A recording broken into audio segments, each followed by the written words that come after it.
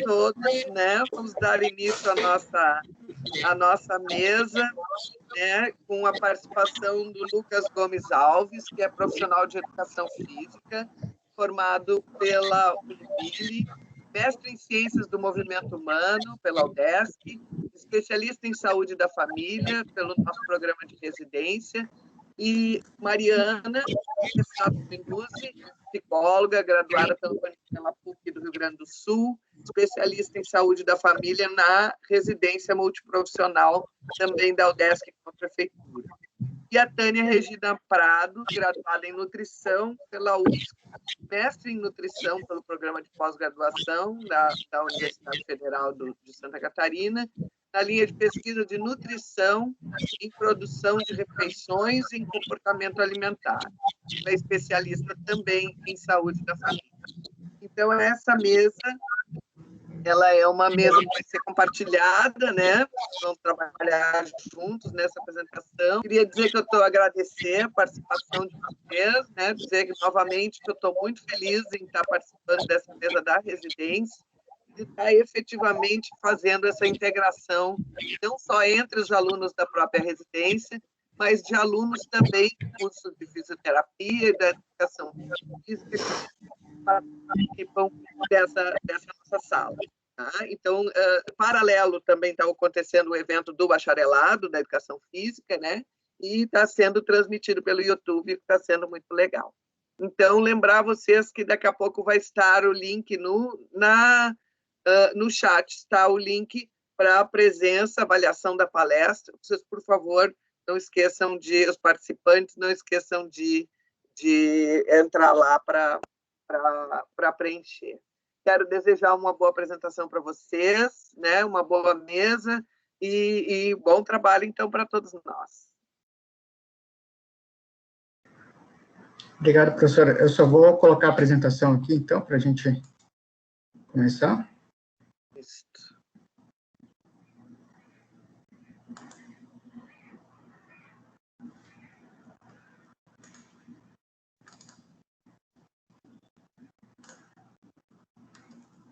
Vocês conseguem vê-la? Ainda não.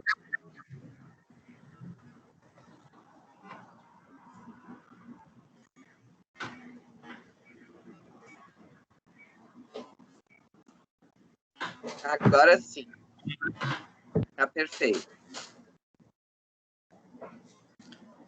Então, em conjunto, a gente decidiu, primeiramente, de fazer essa apresentação compartilhada, até para mostrar um pouquinho sobre a nossa atuação interprofissional, né? Então, a Mariana e a Tânia, a gente decidiu não apresentar cada uma parte específica, mas a gente compartilhar toda a apresentação com vocês, até o modo de a gente mostrar um pouco sobre as experiências que a residência nos trouxe, né? Então, o título da palestra é Formação e Serviço, a experiência da residência multiprofissional no SUS. Primeiramente, eu gostaria de agradecer a presença de todos os alunos que estão acompanhando a gente, né? É um prazer voltar para a UDESC, mesmo de forma remota, porque foi a instituição que fez parte da minha formação, principalmente no mestrado, quando eu fui orientado pela professora Giovana. Então, é muito bom voltar mesmo dessa forma à distância, aqui para dar palestra para vocês. Queria também agradecer o convite, estou muito feliz de estar aqui também. A minha primeira experiência, assim, né, em algum evento da UDESC, toda a minha formação ali foi pela UFSC, mas também na residência eu tive bastante contato com os meus colegas, que são da residência da UDESC. Então, aqui ao longo da apresentação, a gente vai explicar um pouquinho como é que funciona essas duas residências para vocês entenderem melhor. Obrigada pelo convite e vamos lá, então. Bom dia, eu sou a Mariana, sou psicóloga, queria agradecer também o convite da UDESC, a presença de todos, e acho que agora a gente pode começar a nossa apresentação. Você pode passar, Lucas?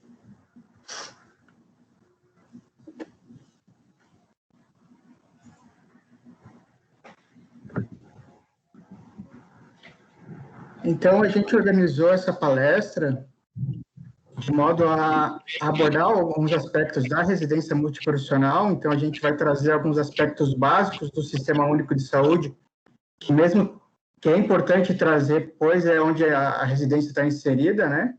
A gente vai trazer um pouquinho das nossas atuações, aí sim, num olhar nosso de cada categoria, então, da educação física, da nutrição e da psicologia, mostrar um pouco como que está a situação atual, principalmente por causa da pandemia do Covid, e a gente quer concluir trazendo alguns aspectos da contribuição que a residência nos trouxe dentro da nossa atuação profissional.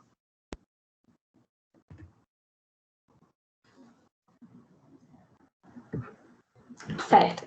Então, inicialmente, a ideia é poder contextualizar, né, o que é uma residência. Então, as residências, tanto multiprofissionais quanto em área profissional da saúde, elas foram criadas em 2005, a partir da lei número 11.129. A residência ela é uma pós-graduação, lato sensu, como todo tipo de curso de especialização, só que ela é voltada para a educação em serviço no SUS e é destinada especificamente às categorias da área da saúde. Ela tem como objetivo qualificar os profissionais da área da saúde, então, para o trabalho em campos prioritários do Sistema Único de Saúde. Ela é orientada pelos princípios e diretrizes do SUS a partir das necessidades e realidades locais do território. Então, a gente vai depois falar um pouquinho mais sobre isso. O programa de residência ele tem duração de 2 anos, com uma carga horária mínima de 5.760 horas, então é uma carga horária bem extensa. 80% dessa carga horária é dividida em atividades práticas, teórico-práticas, e 20% dela em atividades teóricas. Essa carga horária ela é dividida em 60 horas semanais. Ela deve ser cumprida em regime de tempo integral e de dedicação exclusiva, por isso é proibido que a gente curse durante a residência algum outro programa de graduação ou pós-graduação, ou possua qualquer outro vínculo empregatício em paralelo com a residência. Durante esses 2 anos, a gente recebe como residente uma bolsa no valor de R$ 3.330 por mês, e essa bolsa ela é custeada pelo Ministério da Saúde. Pode trocar, Lucas? Obrigada. Então, a nossa experiência ela foi na residência com ênfase em saúde da família, mas existem outras ênfases, né? Todas voltadas para o trabalho integrado no SUS. O programa de residência ele vai ter alguma instituição de ensino credenciada. O programa que eu e o Lucas cursamos é organizado pela Escola de Saúde Pública de Florianópolis, em parceria com a UDESC. E o da Tânia, como ela disse, né, a instituição de ensino responsável era a UFSC. É importante a gente falar que as turmas que iniciaram a partir desse ano não possuem mais vínculo com a UDESC. A organização, a partir de agora, é toda pela Escola de Saúde Pública. O campo de prática dos programas é o mesmo, tanto da UFSC quanto o da Escola de Saúde Pública, que vão então os centros de saúde do município, através da vinculação com a Secretaria Municipal de Saúde da cidade. As categorias profissionais que atuam nos programas são educação física, nutrição, farmácia, enfermagem, serviço social, odontologia, psicologia e fisioterapia. Sendo que a psico e a físio a gente tem apenas no programa oferecido pela Escola de Saúde Pública. Não temos vagas para essas categorias no da UFSC.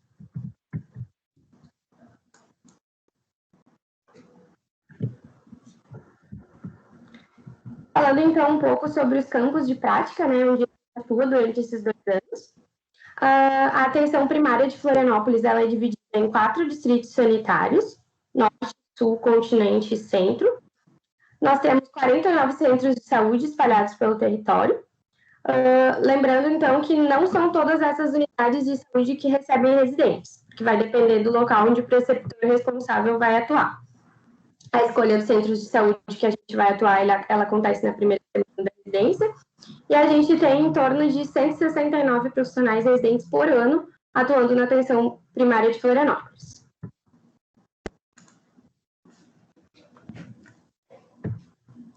Antes de começar a aprofundar um pouco sobre a atuação prática dentro da residência, é importante a gente ter consciência que ela é reflexo de algumas políticas que que foram criadas desde o princípio da Constituição de 88 e da formação do Sistema Único de Saúde, porque a residência ela é criada para formar profissionais que vão atender principalmente no contexto da atenção primária à saúde, assim fortalecendo tanto as equipes de saúde da família, mas também as equipes do núcleo ampliado de saúde da família na atenção primária.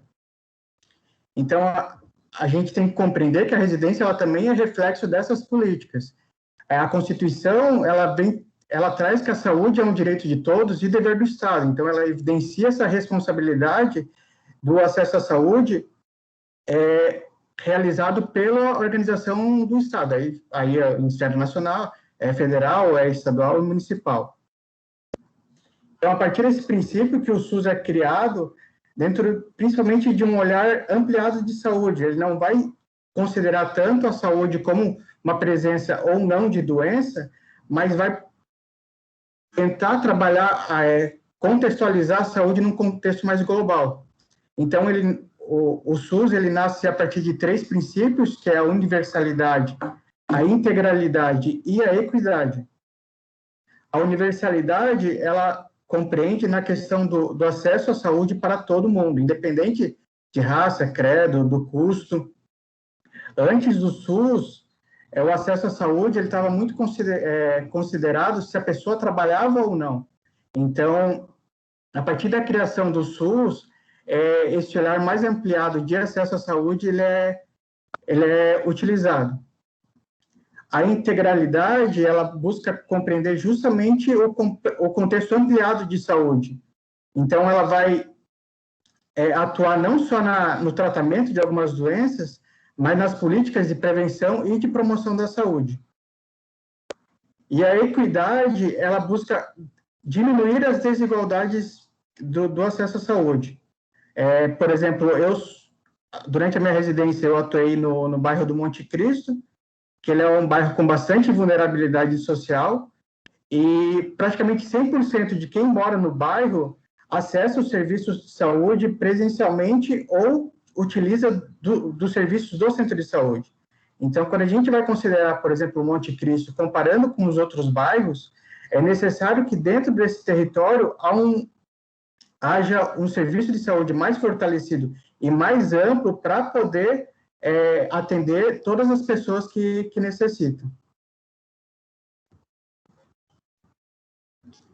Mas uma frase que eu já ouvi, talvez muitos de vocês tenham escutado, é alguém falando que, mas eu não uso SUS, talvez por questões de condição financeira, consegue pagar um atendimento, uma consulta, tem um plano de saúde, e por essa razão, ele considera que não utiliza de alguma maneira esse serviço.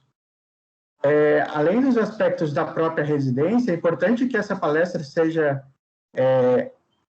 a mensagem que a gente quer também passar nessa palestra é que o SUS é muito mais amplo do que o próprio atendimento ambulatorial. Então, quando a gente vai, por exemplo, num restaurante, que a gente não passa mal, que há esse controle alimentar, a gente tem que ter noção que o serviço de vigilância sanitária, que faz parte do serviço do Sistema Único de Saúde, ele está ali presente. Hoje, com a pandemia do Covid, é mais evidente esse controle que o SUS tem, principalmente na organização e na distribuição das vacinas. A gente tem que considerar que a questão de transplante de órgãos, por exemplo, é alguma coisa, é uma ação organizada pelo SUS. Os controles dos planos de saúde, ele é realizado também pelo SUS. Então, independente se a pessoa tem condição de ter um serviço ambulatorial pago, ela tem que ter consciência que, de certa forma, ela é também beneficiada pelo serviço, pelo sistema.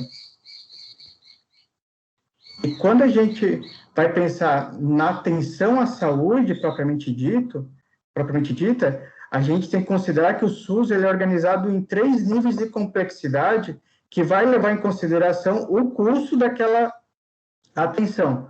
Então, com um nível de complexidade mais baixa, a gente tem a atenção primária ou a básica, que é onde estão as unidades básicas de saúde e é onde é o maior campo de prática profissional dentro da residência. a gente tem a média complexidade, que são as policlínicas, onde estão as especialidades médicas, é a unidade de pronto atendimento, as UPAs, né? E a alta complexidade, que são os hospitais, que são estruturas que requerem um maior investimento, de tanto de material profissional e dos instrumentos que são utilizados.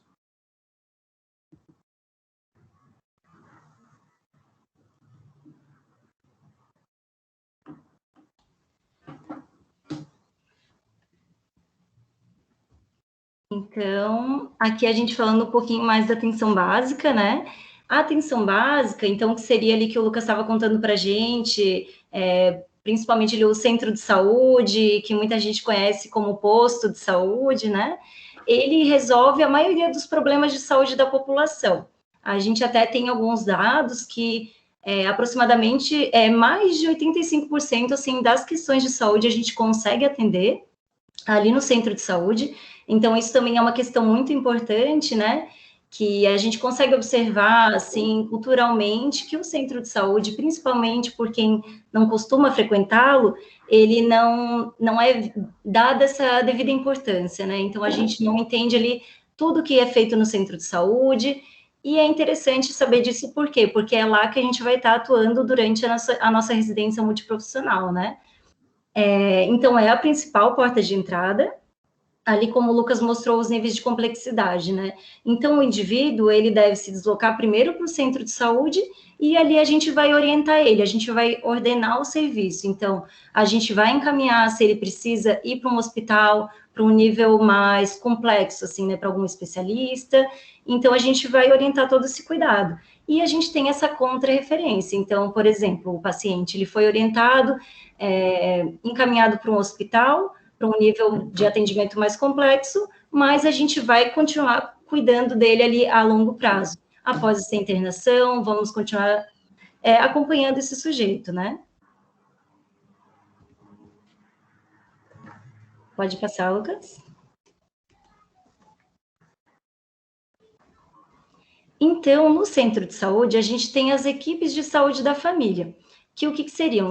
Elas são compostas pelos seguintes profissionais: os médicos, enfermeiros, técnicos de enfermagem, os agentes comunitários de saúde, dentista e auxiliar de dentista.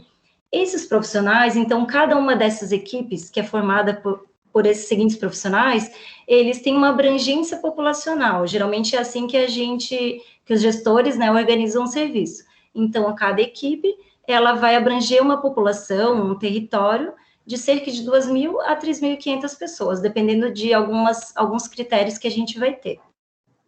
As equipes de saúde da família, pode passar, Lucas? Então, elas são acompanhadas pelo NASF. O que seria o NASF? É o Núcleo Ampliado de Saúde da Família e Atenção Básica. É aí no NASF que entram, então, profissionais como nós, que somos dessa equipe multiprofissional, né? Além daqueles profissionais da equipe de saúde da família que eu citei anteriormente. O NASF, ele foi criado pelo Ministério da Saúde em 2008, com o objetivo, então, de a gente apoiar essa consolidação dessa estratégia da atenção básica no Brasil e ampliar as ofertas de saúde, né? Porque a gente vai ter, então, uma gama de profissionais muito maior, vai poder fazer ações mais abrangentes, né? A composição do NASF, ela era definida de acordo com os gestores municipais, de acordo com critérios da população, tanto o número de indivíduos, como alguns dados epidemiológicos, segundo as necessidades daquele território. Então, dentro do NASF, a gente pode ter os seguintes profissionais: médico acupunturista, assistente social, o professor de educação física, farmacêutico, fisioterapeuta, fonoaudiólogo, ginecologista, obstetra, médico homeopata, nutricionista, médico pediatra, psicólogo, psiquiatra, terapeuta ocupacional, médico geriatra, Opa, só um pouquinho que aqui a apresentação estava cortando aqui. Um médico internista, médico do trabalho, veterinário, profissional com formação em arte e educação e profissional de saúde sanitarista. Então, é até interessante a gente trazer aqui, né, que são, às vezes, uma gama de profissionais que a gente nem imaginaria, né? Por exemplo, ali no exemplo do médico veterinário, né? Então, imagina assim, né? Essa gama de profissionais, a gente consegue fazer ações muito mais ampliadas, até por isso que a gente tem esse nome desse núcleo, né? O Núcleo Ampliado de Saúde da Família. Pode passar, Lucas? Mas o que aconteceu, né? Nos últimos anos, a gente tem visto, principalmente nos últimos 5 anos, assim, o desfinanciamento de muitas políticas, tanto de saúde quanto previdência social. E lá em 2019, então, a gente teve esse novo modelo de financiamento de custeio da atenção primária à saúde, instituído pelo programa Previne Brasil. Então, foi ali no final de 2019, e dentro dele a gente teve a revogação de alguns instrumentos, e inclusive o NASF. Então, o NASF, a gente não tem mais esse financiamento federal para o NASF funcionar, e nem mesmo a obrigatoriedade. Então, vai ser de acordo com cada gestor municipal de decidir se ele vai continuar com as equipes que já tinham, né? Porque como esse novo modelo de financiamento é algo bem recente, a gente ainda tem nos municípios, né? As equipes formadas do Núcleo Ampliado de Saúde da Família. Mas agora está totalmente autônomo de cada cidade, cada município, para escolher como é que essas equipes vão ser compostas, se esses profissionais vão continuar atuando, qual vai ser a carga horária, qual vai ser o arranjo das equipes, como que vai ser essa forma de contratação. Então, antes ele era estruturado da forma que a gente, inclusive, viveu na residência, de como a gente vai trazer aqui para vocês, mas a gente também queria deixar claro que esse é um modelo que ele está bem fragilizado e que a gente não sabe daqui em diante como que ele vai ser mantido. Então, qual que é a responsabilidade dos profissionais do NASF? Então, seria, como eu estava falando anteriormente, apoiar as equipes de saúde da família. Então, a gente não é a gente que recebe o usuário no centro de saúde, mas a gente vai fazer toda essa equipe de apoio, e ali mais para frente a gente vai mostrar um pouquinho das nossas formas de atuação. A gente também ajuda a mapear o território. O que seria isso, né? A gente não só atende os usuários no centro de saúde, como a gente ajuda a observar o ambiente que aquele indivíduo está transitando, trabalhando e vivendo. E cada visão de cada profissional permite que a gente olhe uma coisa diferente, né? Então, eu, como nutricionista, eu já tenho essa visão mais detalhada das formas de acesso ao alimento, se aqui nesse bairro, nesse território, a pessoa vai conseguir, né, comprar um alimento fresco, uma verdura, uma fruta, qual que é o tipo de mercado que a gente tem ali, será que é de difícil acesso? O profissional de educação física, fisioterapia, por exemplo, ele pode observar, aqui, né, dando exemplos que não são da minha área, mas como a gente ia acompanhando, né, então, por exemplo, observar as formas de deslocamento no bairro, se a pessoa, ela tem ali um espaço para prática de atividade física. Então, é interessante que a gente tenha essas diferentes visões que cada profissional pode trazer para a gente entender, quando o usuário chega na gente, no centro de saúde, como que é a vida dele. É interessante e é super importante a gente saber como que é o mundo ali fora do centro de saúde, né? A gente também ajuda a articular os recursos terapêuticos. Então, ali no centro de saúde, a gente vai trazer mais para frente, né, todos os recursos que a gente tem disponível. Então, como que a gente vai orientar esse usuário? Para esse usuário, então, seria interessante ele participar de tal grupo, tal prática. Então, a gente vai ajudar nessa organização, né, dos planos terapêuticos de cada usuário. A educação permanente, então, por exemplo, ali no meu centro de saúde, eu posso fazer formações tanto para os profissionais, né, por exemplo, sobre alimentação. Então, ali o médico, o enfermeiro vai estar atendendo o paciente, ele já pode saber melhor como orientar, o que esse alimento vai orientar naquela pessoa, vai influenciar na questão de saúde que ela vai ter no momento. Então, a gente também faz essa troca de conhecimento, né? Pode passar, Lucas? Aqui a gente tem, então, essa forma de trabalho entre o NASF e a equipe de saúde da família.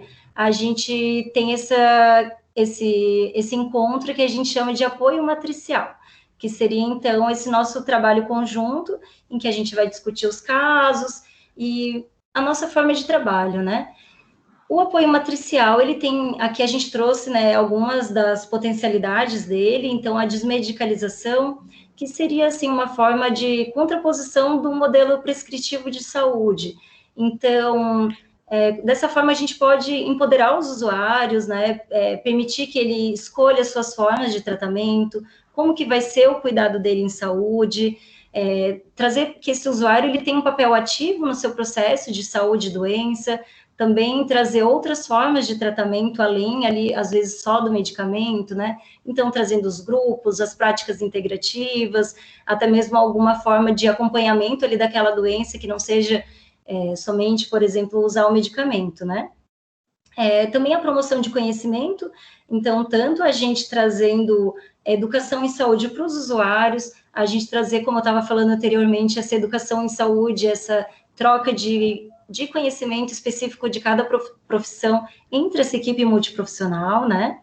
O trabalho em equipe, então a gente, mesmo que eu vou estar ali fazendo uma consulta individual com o usuário, por trás disso a gente vai ter tido toda uma discussão em equipe, né? Por que esse usuário, como que eu vou poder ajudar no tratamento dele, eu como nutricionista, a Mariana como psicóloga, o Lucas como profissional de educação física. Então, a gente mesmo num atendimento clínico individual, eu e o paciente, a gente vai ter tido todo um trabalho em equipe ali, antes e depois. E a atenção continuada em saúde, né? O objetivo, então, da nossa atenção básica é que o paciente não seja uma consulta pontual e específica, é que a gente acompanhe ele e sua família durante toda a vida.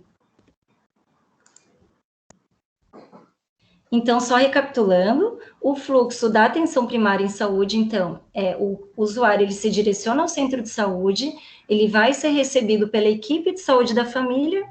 Essa equipe, juntamente com a equipe do NASF e do núcleo ampliado, a gente vai fazer a discussão desses casos e ver como que a gente vai orientar o cuidado. Então, se vai ser esse paciente, ele vai ter um atendimento individual comigo, qualquer profissional do NASF, se a gente vai fazer uma visita domiciliar, então, vai ser uma forma de atendimento um pouquinho diferenciada lá no domicílio do indivíduo, ou se a gente vai orientar ele para os grupos multiprofissionais.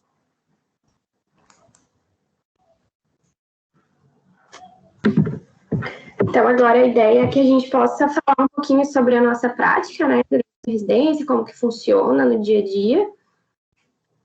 Lucas?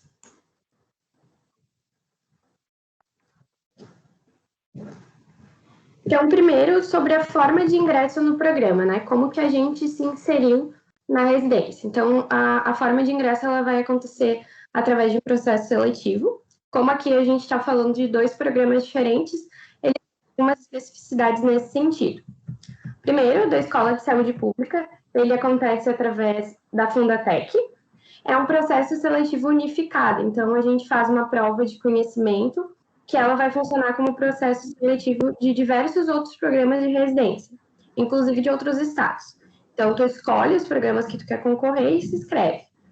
As inscrições, elas costumam abrir no mês de setembro, e a aplicação da prova acontece geralmente na segunda quinzena de novembro.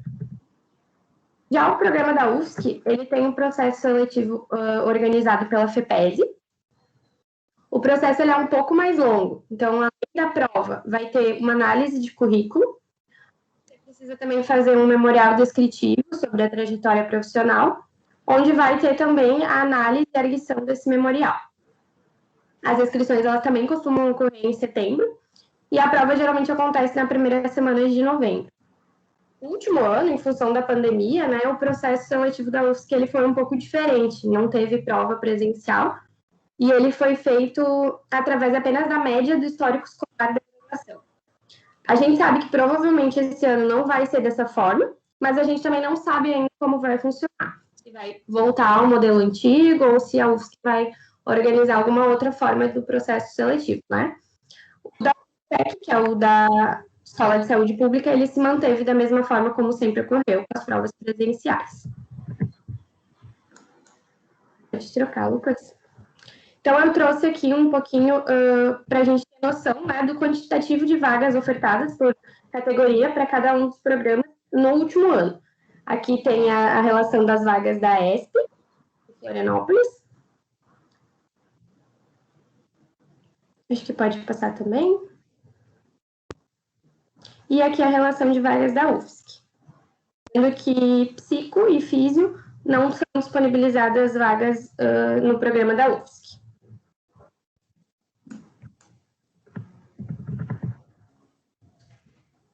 Então, seguindo sobre a prática. Existem 2 papéis bem importantes durante a nossa trajetória na residência, que vai ser o preceptor e o tutor. Quem são essas pessoas, né? O preceptor, ele é o profissional da mesma categoria que a gente, que pertence ao serviço de saúde onde a gente vai estar trabalhando e que vai acompanhar lado a lado o nosso processo de aprendizagem durante esses 2 anos. É com ele que a gente vai estar ali no dia a dia, ele quem vai ficar responsável por orientar e supervisionar a nossa prática. O preceptor, ele precisa ter titulação mínima de especialista e cada preceptor pode ter de 1 a 3 residentes. Já o tutor, ele é um profissional de saúde também, que vai ficar responsável pelo desenvolvimento pedagógico do programa de residência, e ele tem como função mediar e garantir a integração do processo de ensino-aprendizagem. De forma geral, ele também é da mesma categoria profissional, mas isso não é necessariamente uma regra.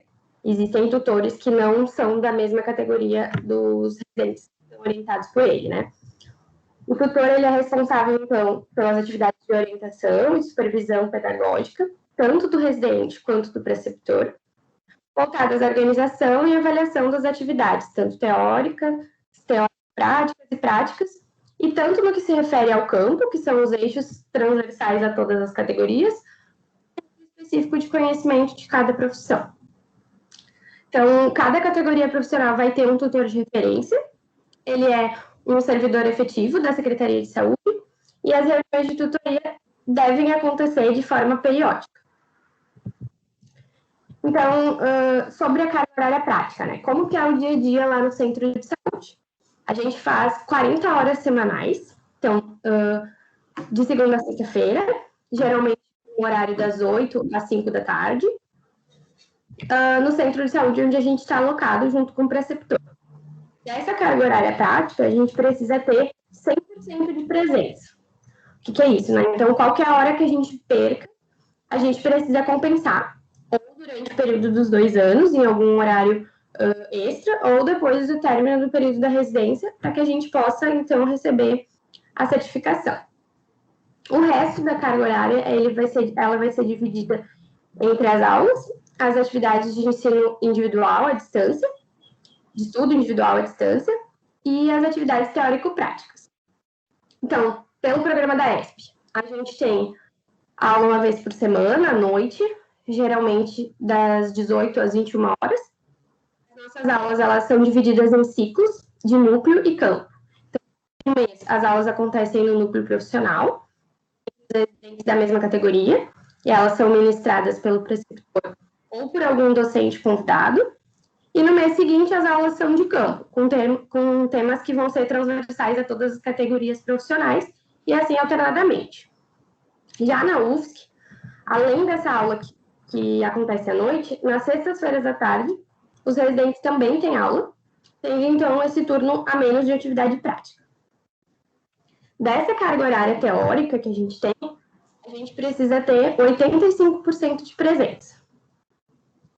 As atividades teórico-práticas, que vão complementar a carga horária total da residência, elas são organizadas através de atividades complementares, que são desenvolvidas aos sábados ou no período noturno, e vão ser, então, ações de saúde coletiva, tanto no centro de saúde como na comunidade, reuniões do Conselho Local de Saúde, cursos, participação em congresso, seminário, algum outro evento científico, apresentações em congressos ou eventos científicos também, publicação de artigos, organização de eventos, entre outros. A organização, então, ela vai diferir também conforme o programa. Na ESP, nós temos o barema, que é por onde a gente calcula essas atividades.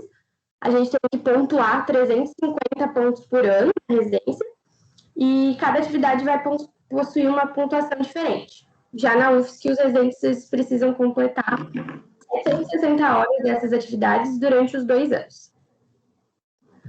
Já ainda no segundo ano da residência, a gente tem 4 horas semanais que vão ser consideradas também parte dessa carga horária teórica para o período noturno para a gente desenvolver o TCR, que é o trabalho de conclusão de curso da residência.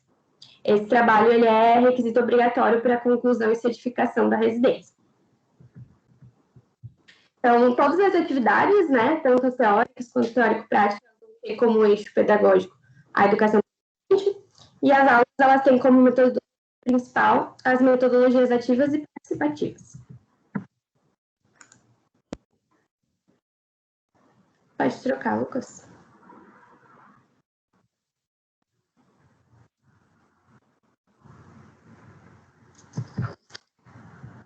Então, assim, durante os 2 anos da residência, a gente tem pelo menos 4 estágios programados. Então, que estágios são esses? A gente tem o estágio de PIX, que são as práticas integrativas e complementares. Então, neles a gente tem atividades teóricas e práticas sobre plantas medicinais, aromaterapia, práticas corporais, reflexologia, auriculoterapia. Não sei se todo mundo, quem estava na palestra anterior, né, que a Gilmara, que era nossa colega também, estava apresentando, ela falou bastante sobre essas práticas. Então, a gente tem esse estágio. Nós temos o estágio de gestão também, onde nós somos divididos em grupos dentro da Secretaria de Saúde, nos distritos do município, para entender melhor como que funcionam os processos de gestão dentro do município. Então, alguns setores que abrem essa oportunidade para os residentes são a vigilância epidemiológica, a gerência de atenção primária, de atenção especializada, controle e avaliação, enfim, vários setores internos da Secretaria de Saúde. É também uma oportunidade bem legal, principalmente para quem se interessa por esses processos de gestão em saúde. Esse estágio, ele acontece geralmente no primeiro ano da residência e tem duração de 3 semanas. Depois, então, a gente ainda vai ter o estágio de núcleo, que ele acontece em algum outro serviço do município. Ele precisa necessariamente ter algum profissional da nossa categoria para supervisionar essa prática. A psico, geralmente, a gente faz esses estágios no CAPS, mas é bem aberto para que a gente escolha um local onde a gente tem o desejo de conhecer mais profundamente para enriquecer a nossa experiência profissional. Ele tem duração de 4 semanas e acontece no segundo ano da residência. A gente pode escolher entre fazer ele de forma integral, as 4 em um só serviço, ou dividir em 2 serviços diferentes. E, por fim, nós temos o estágio optativo, que também acontece no segundo ano da residência, só que a diferença é que ele não precisa necessariamente ser em Florianópolis. Então, a gente pode escolher um serviço em qualquer outra cidade, estado, ou temos residentes que costumam ir até para fora do país. Então, é responsabilidade nossa, como residente, fazer essa busca e todos os trâmites necessários para a autorização desse estágio. É uma oportunidade muito legal da gente conhecer lugares diferentes e enriquecer ainda mais a nossa experiência. Esse estágio tem a duração de 30 dias corridos. Ele acontece em novembro, dezembro ou janeiro do segundo ano da residência, né, ali no finzinho da residência, e ele também ser dividido em 2 instituições, caso o residente deseje. No ano passado, especificamente por causa da pandemia, nós tivemos um estágio extra, que ele aconteceu por necessidade da Secretaria de Saúde, para que a gente pudesse auxiliar no combate à pandemia. Então, ele aconteceu na Vigilância Epidemiológica de Florianópolis. Ainda dentro de cada ano da residência, tanto os alunos da ESP quanto os alunos da UFSC têm direito à liberação de 10 dias para participar de eventos externos, sem necessidade de repor essas horas. Então, a gente precisa que essa liberação ela seja autorizada pelo preceptor, pelo coordenador da unidade de saúde onde está trabalhando, e os eventos devem ter temáticas relevantes para a nossa formação profissional. Então, em relação às principais atividades que a gente realiza durante o período de residência, né, pensando numa rotina semanal, a gente tem a preceptoria, que são as supervisões que devem acontecer entre o preceptor e o residente.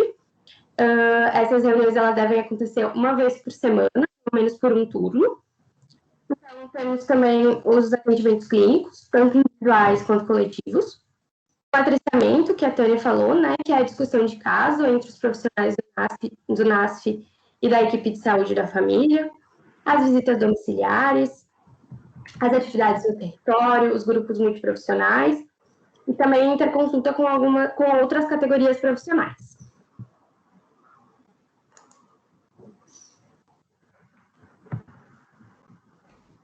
Então, aqui para a gente falar um pouquinho mais sobre essas atividades que a Mari comentou agora.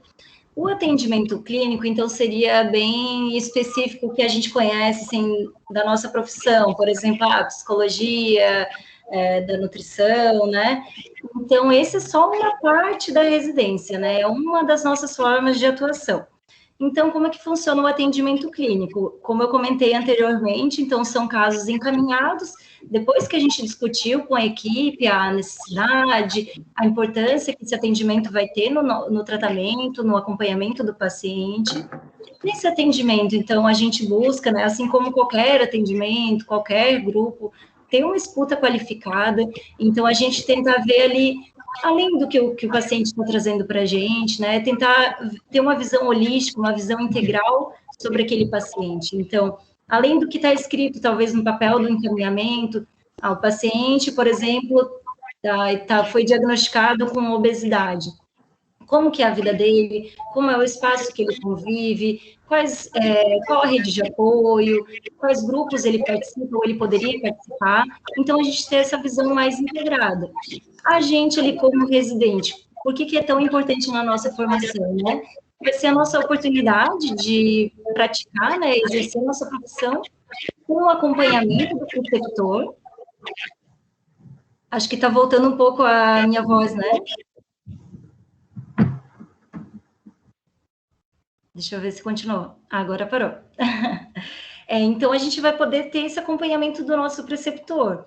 Claro que varia muito de cada centro de saúde, de cada preceptor, mas geralmente a gente entra na residência, então, por exemplo, a gente pode fazer atendimento em conjunto com esse nosso preceptor, ou até mesmo com outros profissionais do centro de saúde, né? Fazer um atendimento compartilhado, que é bem interessante também. E a partir dali a gente pode ir começando a fazer mais atendimentos a gente e o paciente, né, sem o acompanhamento do preceptor, mas mesmo assim a gente vai ter esses encontros semanais com o nosso preceptor para discutir o caso, se eu estou um pouco em dúvida de como que eu vou seguir o tratamento desse paciente, o que eu vou fazer nesse acompanhamento. Então é muito interessante para o nosso crescimento profissional também, né, a gente ter sempre ali aquele profissional de referência que vai auxiliar a gente nessa trajetória, né? Então, é bem interessante para ir se sentindo cada vez mais seguro como profissional. E também, aí tem aquela opção, como eu comentei, de interconsulta, que a gente chama, que é o atendimento clínico, não só a gente e o paciente, mas também com outros profissionais, que a gente possa até discutir na equipe, que possam ser interessantes de estarem participando. E também existem os atendimentos familiares, que seria ali não só a gente e o paciente, mas também a família dele junto.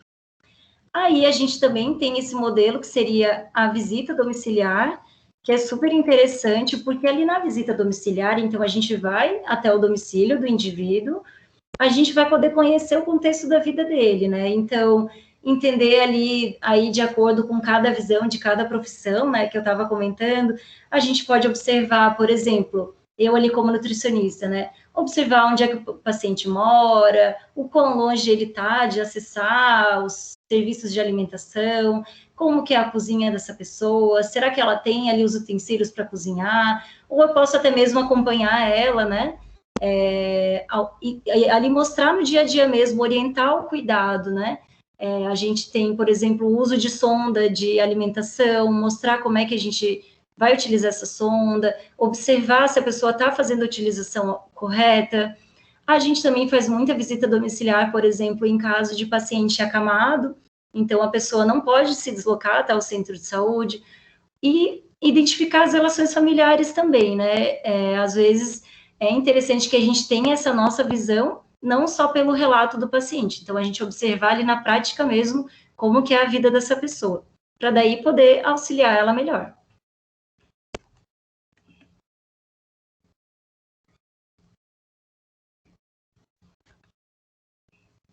Pode passar, Lucas?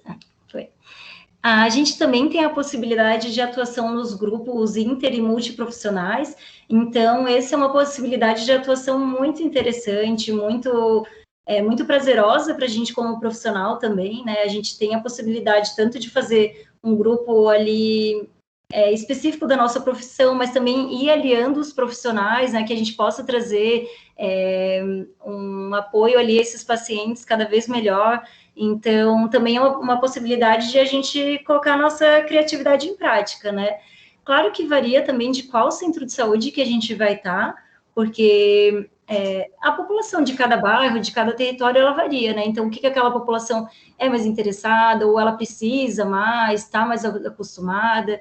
Vou dar uns exemplos aqui práticos. Por exemplo, eu estava atuando no Centro de Saúde do Rio Vermelho, que é um centro de saúde muito acostumado, assim, com práticas integrativas, grupos, assim, bem diferentes. Então, por exemplo, a gente tinha um grupo de horta comunitária, que nesse grupo, daí, a gente pode discutir muitas coisas, né? Pode ensinar as pessoas, falar sobre alimentação, falar sobre plantas medicinais, ser um grupo também de apoio das pessoas se conhecerem, né? Se mexerem. Então, aí, infinitas possibilidades, né? Os grupos de hábitos saudáveis, que são grupos mais tradicionais, que são bem comuns de a gente encontrar no centro de saúde. Então, que a gente fala sobre hábitos saudáveis de vida, alimentação, atividade física, sono, consumo de bebidas alcoólicas. Então, também a gente pode observar o que cada um desses usuários que estão ali compondo o nosso grupo, o que eles estão necessitando mais. Grupo terapêutico infantil.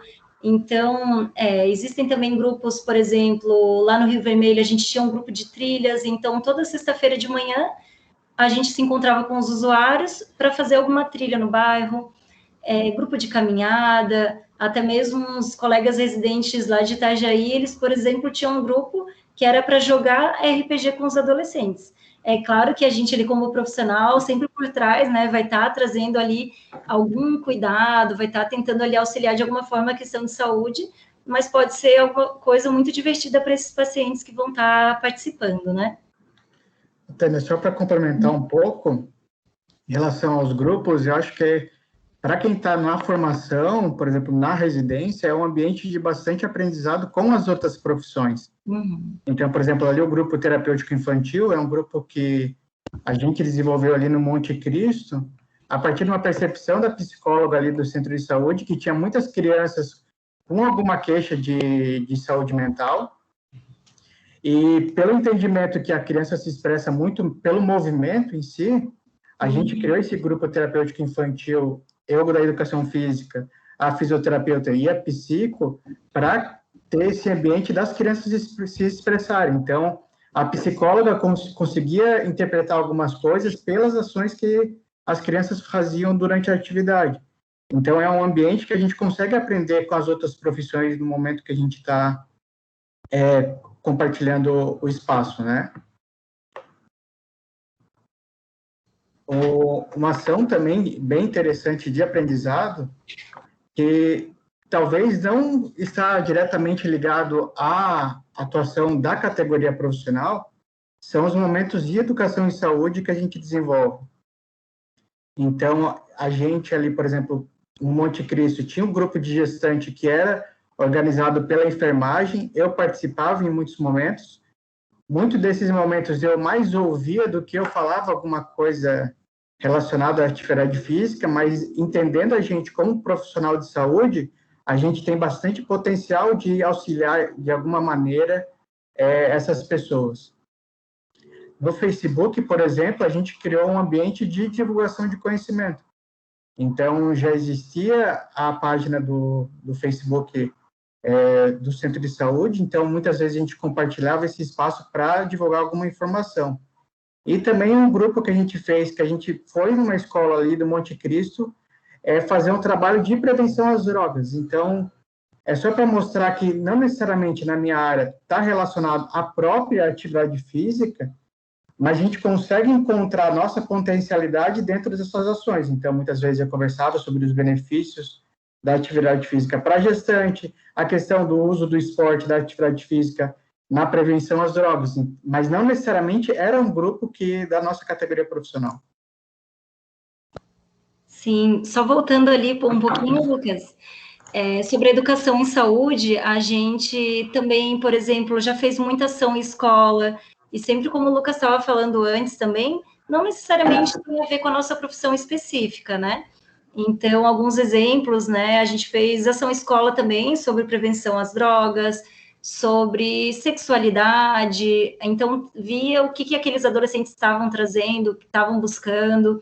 Já fizemos até mesmo ação em empresas do nosso território, sobre ISTs, então a gente pode fazer ação em centro comunitário, onde as portas estiverem abertas ali, né, e esse que é o interessante também, que os bairros, essas instituições, as pessoas, elas buscam o centro de saúde, né, pela nossa ajuda, pelo nosso apoio, então se a gente estiver aberto, assim, a gente pode atuar em diversas frentes e aprender muito. As redes sociais, ali, como o Lucas estava falando do Facebook, elas foram mais do que nunca importantes no ano passado, porque a gente teve esse distanciamento durante a pandemia, né? Então, a gente fez muitas ações, assim, de vídeos educativos sobre a Covid, explicando como é que estava funcionando o centro de saúde e tentando também manter essa educação em saúde mesmo à distância. Pode passar, Lucas. E aqui um pouquinho das práticas integrativas, como a Mariana comentou ali, então a gente tem esse estágio que aprende algumas práticas integrativas em saúde e a gente pode colocar elas em prática depois desses cursos que a gente tem, né, desse estágio, a gente pode colocar em prática durante a residência, o que é bem interessante. Aqui a gente trouxe 3 exemplos, né, mas a gente pode ter muitas mais, como a utilização de plantas medicinais, por exemplo. Então, a gente tem prática corporal chinesa, auriculoterapia, que a gente pode ter tantos grupos de aplicação de auriculoterapia, como utilizar durante os atendimentos clínicos individuais, aulas de yoga. E então, até mesmo se algum de vocês, por exemplo, já tiver alguma dessas formações, também é possível, né, de acordo ali com a conversa com a equipe, com a coordenação do centro de saúde, de começar a aplicar esses conhecimentos durante a residência.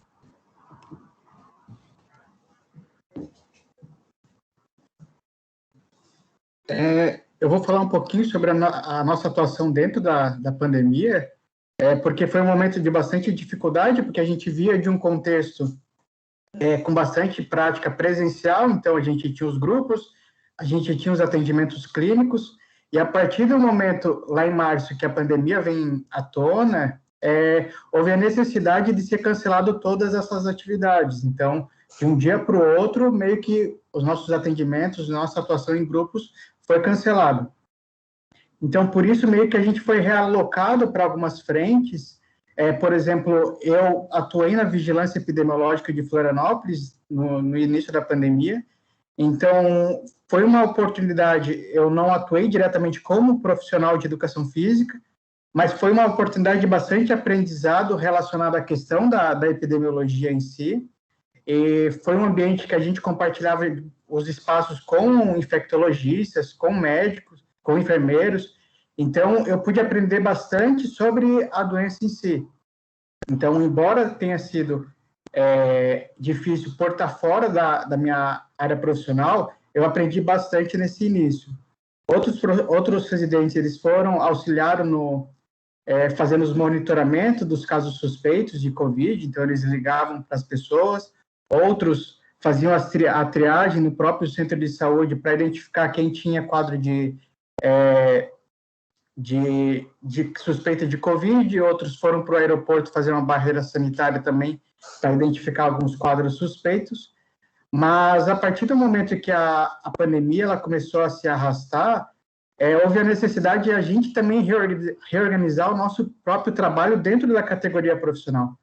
Então, a gente, como residente, estando em um momento de formação, a gente tem bastante abertura e potencial para a gente propor algumas atividades para quem está atuando, quem é profissional próprio do centro de saúde, né?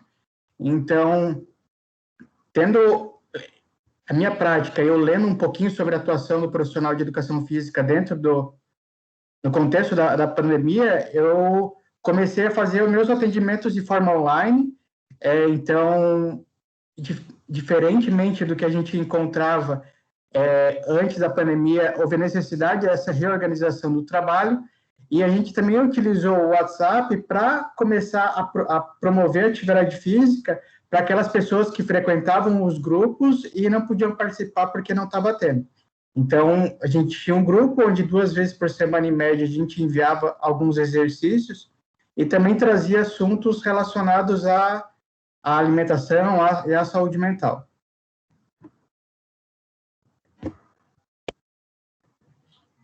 Para concluir um pouco sobre a nossa atuação, a gente queria trazer um pouquinho dos casos que a gente encontra na nossa atuação. Eu sou da educação física, acredito que a maioria dos participantes aqui também são, por causa do Cefid ou da fisioterapia. Então, o atendimento clínico foi uma contribuição bastante que eu tive durante a residência, porque durante a minha formação profissional, a gente tem pouca experiência no atendimento clínico, então essa foi uma oportunidade também de desenvolvimento. Então, esse é um caso que eu atendi ali no Monte Cristo, é uma mulher de 40 anos aproximadamente, que ela foi encaminhada para a gente por uma queixa de dor lombar que irradiava também para as pernas. Então, ela não conseguia fazer caminhadas longas, tanto que ela morava praticamente no lado do trabalho, só que o ponto de ônibus ficava mais perto da casa dela do que o próprio trabalho. Então, ela pegava o ônibus ali no Monte Cristo, ia para o centro e voltava para ficar mais próximo do trabalho, mesmo morando praticamente no lado. Então, a nossa atuação, refletindo um pouco sobre o que a gente faria nesse atendimento, a gente acaba olhando muito para a queixa que ela traz para a gente e pouco pelo impacto que aquela queixa tem na vida dela. Então, a gente faria algum tipo de exercício com ela, referente à dor lombar e à questão das pernas. Mas na hora do atendimento, quando a gente vai conversar com ela, a gente vê que o impacto da dor é tão grande que mesmo ela tendo essa dor, ela tem a necessidade de continuar no emprego, porque ela é a única provedora da família. Então, ela mora com mais 6 pessoas, inclusive a neta dela era recém-nascida, e ela tinha necessidade de trabalhar, mesmo com todo esse quadro de dor e sacrifício, porque ela era a única pessoa que levava dinheiro para casa. Então, a partir do momento que a gente começa a ter esse olhar multiprofissional, conhecendo outras realidades, o que cada categoria profissional pode fazer, a gente refletiu da necessidade de articular com o assistente social ali do centro de saúde, uma possibilidade dela conversar com a paciente para conseguir algum tipo de benefício ou algum tipo de ajuda para ela. Então, esse olhar, além da queixa que ela traz, é bastante importante e foi um aprendizado bastante durante a residência.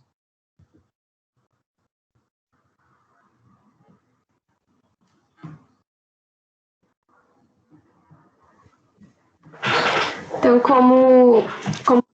complementando, né, o que o Lucas trouxe, a gente trouxe outro caso para discussão, também foi um caso que foi atendido por mim, né, eu atuava no Centro de Saúde do Rio Vermelho, então esse caso, ele foi encaminhado para a psicologia do NASF. Era uma mulher, uma paciente de 37 anos, que foi encaminhada com um quadro de depressão grave. Então, essa paciente, ela tinha 2 filhas, tinha uma rede de apoio extremamente prejudicadas, recém tinha perdido a mãe, vivia um relacionamento conjugal com muita violência física e psicológica. Ela fazia tratamento para HIV com infectologista no Hospital Nereu Ramos, em Florianópolis, e ela apresentava vários sintomas depressivos, tinha baixa autoestima, apresentava alucinações auditivas e visuais, dificuldade para dormir, apresentava muitas vezes comportamento agressivo. Tinha também queixas físicas, como tremores, taquicardia, ela apresentava também intensas dores no corpo, tinha vários episódios de desmaio, de dores estomacais, por vômitos frequentes. Então, ela não trabalhava, recebia benefício do INSS, era a única renda da família. A companheira dela fazia alguns trabalhos por fora e a família apresentava intensa dificuldade financeira. Acho que pode passar, Lucas. Então, ele foi um caso bem complexo e que exigiu uma articulação entre as diversas categorias profissionais. Então, pensando, né, de que forma que o trabalho multi podia ajudar essa paciente. Esse foi um caso que a gente discutiu em grupo, com um grupo de residentes de várias categorias, e juntos a gente conseguiu chegar a algumas soluções e alternativas para ela. Então, o que foi feito, né? A paciente iniciou acompanhamento sistemático com a psicologia, então, ela foi uma paciente que foi acompanhada durante os 2 anos que eu estive no centro de saúde, eu fiz acompanhamento psicológico com ela, onde a gente trabalhou entre as diversas questões, principalmente o fortalecimento da rede de apoio dela, que a gente enxergou como um ponto essencial desse caso. A gente incentivou bastante a vinculação dela com a equipe de saúde de referência do território. Aqui, a minha atuação lá seria durante esses 2 anos, depois eu ia sair, então, para que ela inicialmente não tinha um vínculo com essa equipe, né? Então, ela acabava por não conseguir buscar auxílio às demandas. Então, essa vinculação com a equipe de saúde foi também bem importante. A gente discutiu, então, em relação também aos desmaios que ela vinha apresentando.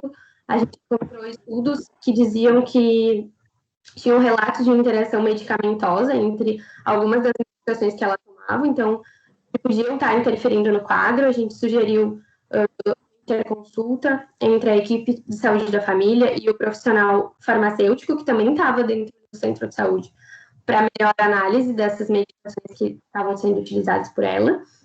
Ela iniciou acompanhamento com o serviço social, para orientar melhor quanto aos direitos e benefícios que ela tinha. E, por fim, foram feitos encaminhamentos também para atendimento com a Nutri e com a fisioterapia. Então, de novo, né, como foi importante essa troca e esse foi um trabalho que a gente fez especificamente só entre os residentes, né? Então, a gente conseguiu fazer um trabalho super legal e ajudar bastante essa paciente com esse trabalho bem multi.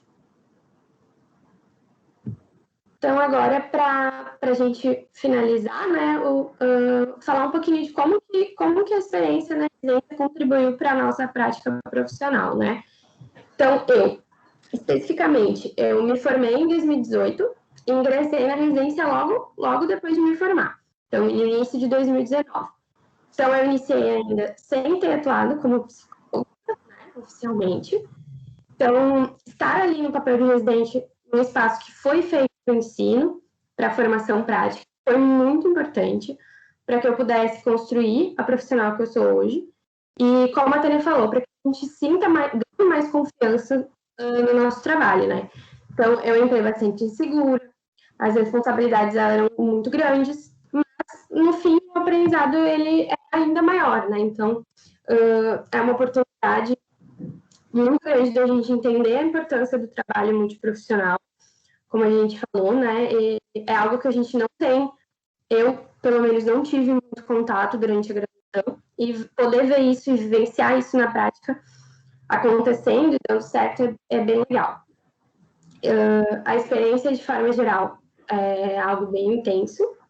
A gente vive intensamente esses 2 anos, né? Não vou dizer que é fácil, mas hoje eu me vejo como uma profissional totalmente diferente da que eu era quando eu entrei.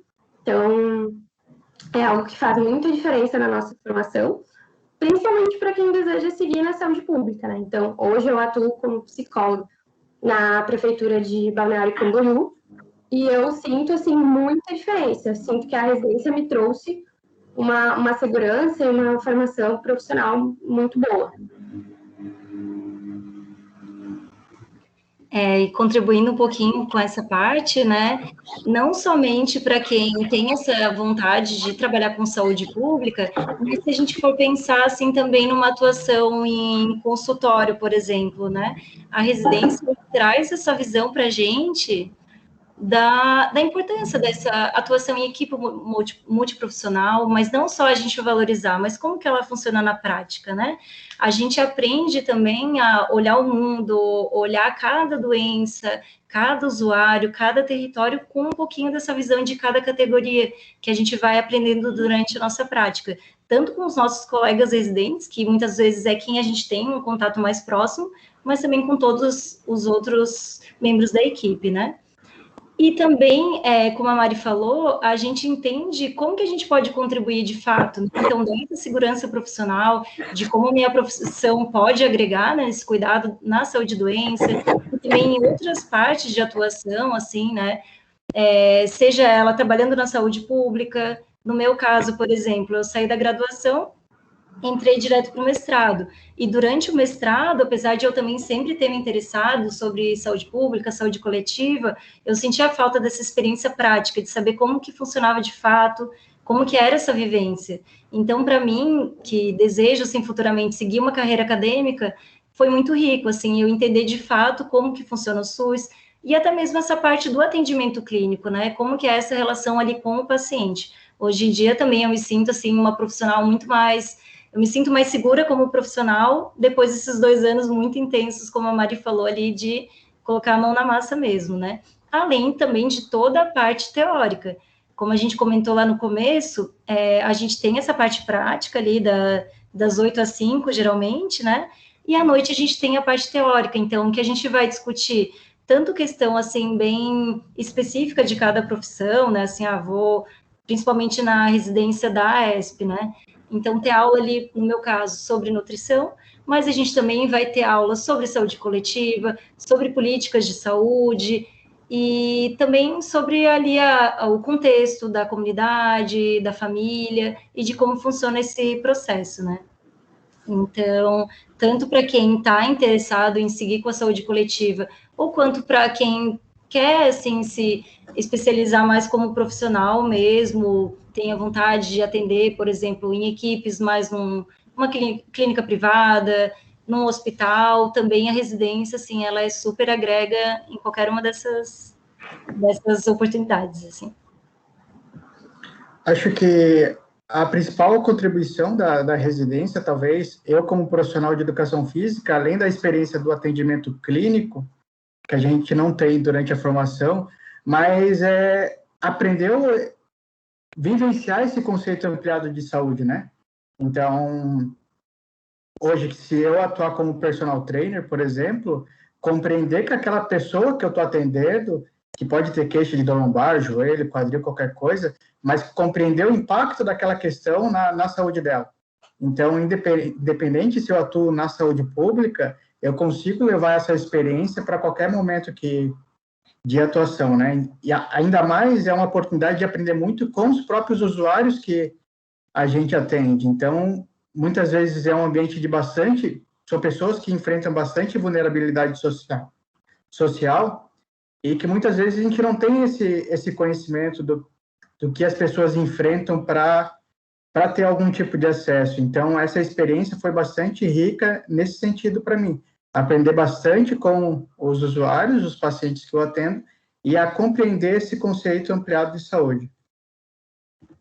Então, dessa forma, a gente conclui, né, a nossa palestra, a nossa fala, a gente deixa aberto as perguntas. Então, esses momentos de falar um pouquinho da residência também é um ambiente de fortalecer e valorizar o Sistema Único de Saúde, né? Então, é essa mensagem que a gente deixa. Se vocês tiverem alguma pergunta sobre a residência, vocês podem mandar para a gente via e-mail, eu deixei ali também o meu Instagram, que para quem quiser saber mais da educação física, pode perguntar também. Meus parabéns, gente, que mesa maravilhosa. Eu fiquei toda arrepiada aqui por muito tempo, né? Foi muito boa essa iniciativa de vocês fazerem em conjunto, visto que nós estamos falando de uma residência que é justamente multiprofissional, né? E que todo esse conceito de saúde é importante, a pessoa tem esses vários olhares, né, que são importantes de dar e que a gente consegue ter no SUS, e com grande qualidade. Eu falo com muita propriedade, porque eu sou paciente SUS. Eu tenho meu plano de saúde, mas eu gosto de ir no posto de saúde, porque o atendimento lá é muito melhor. Muito melhor do que na rede privada. Então, eu estou muito contente de ver vocês, né, nessa iniciativa de participar da nossa Semana de Integração, justamente fazendo esse laço, né, com os nossos alunos que estão aqui assistindo a semana, interessados na fisioterapia, interessados na educação física, né, e de todo esse olhar junto com a psicologia, a nutrição e todo esse trabalho que é feito no SUS. Muito, muito legal, muito lindo. Estou muito feliz de estar aqui ajudando, né, participando dessa mesa. Nós vamos abrir, então, para perguntas, lembrando ao pessoal que está assistindo que podem levantar a mãozinha ali no chat, ou então mandar as perguntas por aqui, né? Eu tenho uma pergunta já de imediato da professora Andréia, que pergunta quais foram ou são os principais desafios desse trabalho interdisciplinar. Vocês podem ficar à vontade para responder como quiserem. Eu posso falar um pouquinho, se vocês tiverem mais alguma coisa para contribuir. Acho que o principal desafio é tentar organizar um período para que esse trabalho aconteça. Então, acho que principalmente nós que somos profissionais, os profissionais do NASF, eles acabam girando entre alguns centros de saúde. Então, eu atendia em 3 centros de saúde, a Tânia e a Mari também em outros centros de saúde.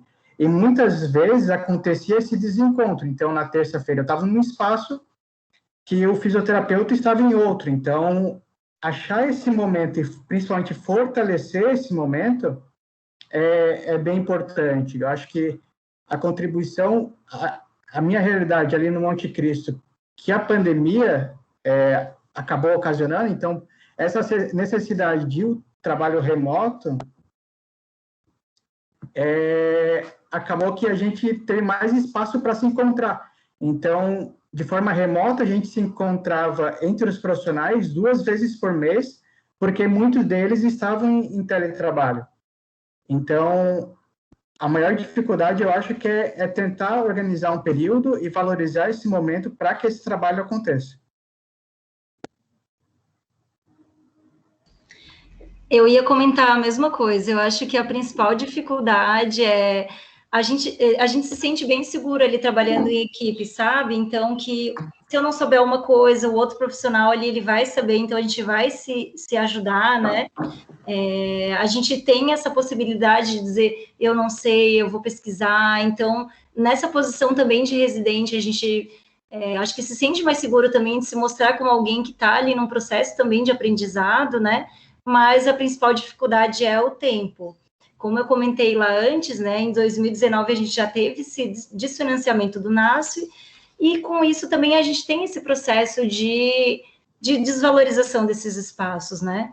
Então, se a gente for pensar nos números, como, por exemplo, se eu tirar 1 hora de um médico, de um enfermeiro, essa 1 hora para discutir casos, vai ser 1 hora que ele não vai estar ali no atendimento direto ao paciente, né? Então, às vezes, é difícil mostrar que é uma métrica que não dá para ser comparada, né? A gente está ali aprofundando nosso conhecimento, fazendo esse apoio matricial, planejando planos terapêuticos, não são números fáceis de ser mostrado, é uma coisa mais a longo prazo. Então, acho que isso também vai muito dessa sensibilidade do gestor de entender a importância desses espaços, sabe? Eu acho que a gente, como residente, tem um papel muito importante nesse sentido, de fazer essa frente, né, de fortalecer, de puxar o profissional, de incentivar essa participação do profissional, né, de não só encaminhar o caso e simplesmente passar para a gente atender, né, mas de fazer de reforçar essa importância do trabalho conjunto. Acho que nós, como residentes, temos um papel essencial nesse trabalho. Muito bem. Alguém mais tem alguma outra pergunta? Ainda só elogios aqui no chat, todo mundo feliz, né, de ter participado da mesa. Não sei se vocês estão tendo acesso, conseguem ler, né, os elogios todos ali. Partilho, né, estou aqui toda arrepiada ainda. Mas mais uns minutinhos aí, pessoal, para quem quiser perguntar ou partilhar alguma coisa, alguma experiência, né? Ali eu vi que a Alexia perguntou se existe vaga de residência para ambulatório. Eu não sei se entendi bem, se seria a questão de ambulatório, por exemplo, hospital, será? Que é isso? Se for, existe residência hospitalar, sim. Inclusive, pela UFSC, a gente tem a residência multiprofissional também a nível hospitalar. Então, a gente tem, acho que em Florianópolis, eu não sei se agora é só na UFSC, mas a gente tem no hospital universitário, sim. E também é multiprofissional. Em outro hospital também. Tá. E daí também é a mesma questão, assim, é uma residência multiprofissional, claro que daí não são exatamente esses grupos, essas formas de atendimento que a gente trouxe aqui, mas existe. Excelente. Alguma outra pergunta que me passou aqui, pessoal? Não? Então, olha, mais uma vez, eu quero parabenizar vocês pela iniciativa. Eu fiquei muito orgulhosa do trabalho de vocês, né, e dessa mesa, de ter participado disso. Quero agradecer e dar muitos parabéns, desejar, assim, muito, muito, muito sucesso para vocês na carreira. Viu? E lembrando que a UDESC, nós estamos encerrando, né, o nosso convênio com a prefeitura para a realização da residência, mas nós estamos imbuídos, né, já conversamos e estamos pensando em elaborar um projeto de residência da própria UDESC, né, com as profissões de saúde que nós temos dentro da nossa universidade. Então, porque acreditamos fortemente que esse é o caminho da pós-graduação, né, a profissionalização e a especialização do serviço, do aprendizado em serviço, né, que é o que proporciona a residência, essa imersão no serviço, né, e que faz essa transformação no profissional. Eu vejo o pessoal saindo da residência e entrando em concursos, entrando facilmente, né, se empregando em outros lugares após o término, às vezes até antes do término, né, da residência. Então, é uma qualificação profissional maravilhosa e a gente acredita muito nisso. Por isso vamos criar o nosso próprio, assim que possível. Muitos parabéns e sucesso. Muito obrigada pela participação. Gostaria de convidar a todos a continuar na parte da tarde, né, continuam as atividades da CIA.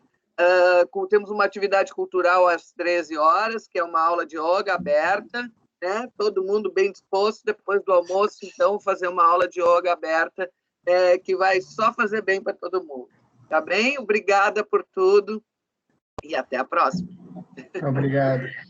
Muito obrigada também, gente. Foi um prazer estar aqui com vocês. Obrigada. Qualquer coisa,